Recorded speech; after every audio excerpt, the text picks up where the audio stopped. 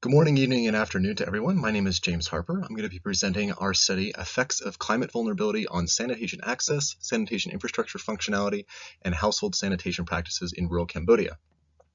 With the increasing rate of climate change and the associated negative effects on infrastructure that are caused by climate hazards, this study looks at how toilet dysfunction and toilet abandonment are affected by climate hazards in rural Cambodia.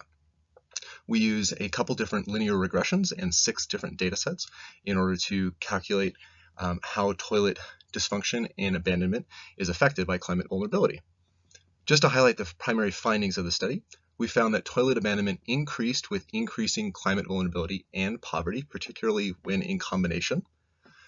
Second, unsafe household sanitation practices were more common among climate vulnerable households. And toilet dysfunction occurred more frequently in flood-prone regions during the rainy season and with more household members.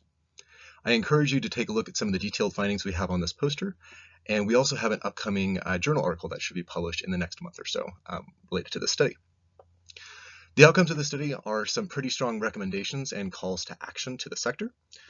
We're urging the sector to describe the impacts of climate hazards on rural sanitation infrastructure, and as well as household sanitation practices to encourage practical implementation of climate resilient infrastructure.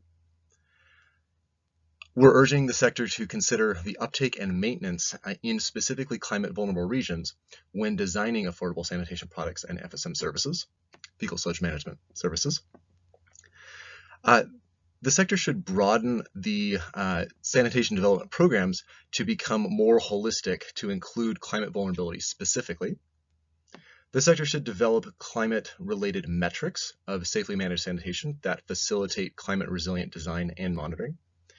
And lastly, using participatory and evidence-based approaches to develop climate-smart sanitation product services and metric designs should really be applied in all programs in order to ensure that climate vulnerability is considered. Thank you very much for your time. Please reach out to us if you have any questions. Our contact information is on the poster. Thank you.